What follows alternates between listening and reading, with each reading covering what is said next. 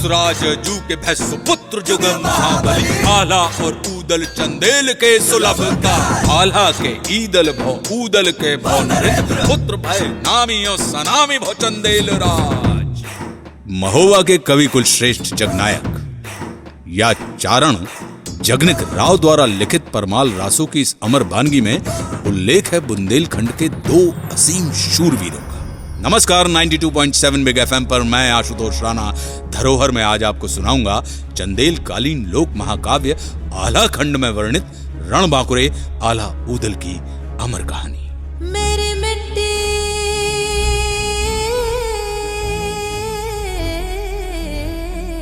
के धरोहर है। ये कहानी उस वक्त की है जब दिल्ली के राज सिंहासन पर महाराज पृथ्वीराज चौहान विराजमान थे।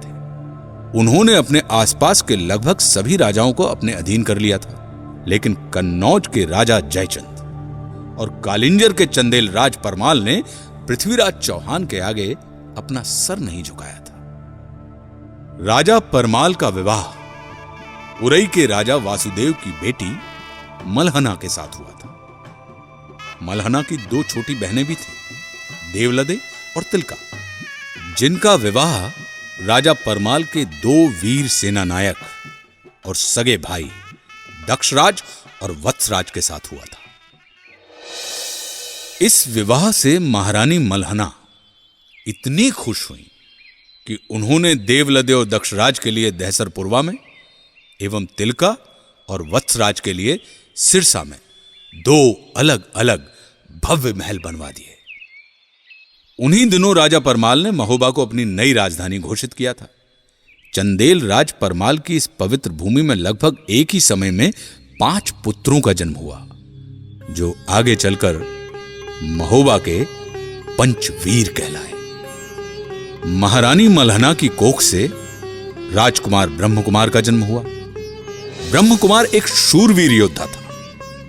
राजा परमाल के राजपुरोहित के घर ढेबा नामक बालक का जन्म हुआ। ढेबा वीर होने के साथ ही ज्योतिष विद्या में भी निपुण था।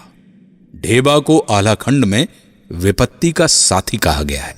उसने हर विपत्ति में अपने मित्रों का साथ निभाया। ढेबा के बारे में अलहत यानी आला गाने वाले आज भी ये गाते हैं, विपत्तिया के ढेबा है ऐसो मीत मिलन को ना, विपत्तिया के ढेबा है ऐसो मीत मिलन को ना। विपत्ति के मित्र ढेबा हैं और ढेबा जैसे मित्र आसानी से मिलते नहीं हैं। इधर सिरसा में तिलका ने मलखान नाम के एक पुत्र को जन्म दिया। कहते हैं कि मलखान का शरीर वज्र की तरह कठोर था और युद्ध भूमि में वो अंगद की तरह पांव जमा कर लड़ता था। क्या पांव पिछाड़ी तैन न जाने जंगा टेक लड़े मलखान, यानी पांव को पीछे नहीं जाने देता था और अपनी जांघों को टेक कर लड़ता था मलखान। इधर दहसरपुरवा में देवलदे ने भी एक पुत्र को जन्म दिया, जिसका नाम आल्हा रखा गया। आल्हा के बाद देवलदे एक बार फिर से गर्भ से हो गई और तभी जब वो गर्भ से थी तो एक दिन मांडोगढ़ के बघेल राजा ने महोबा पर आक्रमण कर दिया। इस आक्रमण के लिए कोई तैयार नहीं था। इस आक्रमण ने महोबा के इतिहास में जोड़ दिया एक नया पन्ना। इस आक्रमण ने एक नए समीकरण को जन्म दिया। क्या हुआ था बताऊंगा कुछ ही देर में। सुनते रहिए 92.7 बिग एफएम पर धरोहर, मध्य प्रदेश की माटी से जुड़ी कुछ दिलचस्प कहानियां मेरे यानी आशुतोष राणा के साथ। मेरी मिट्टी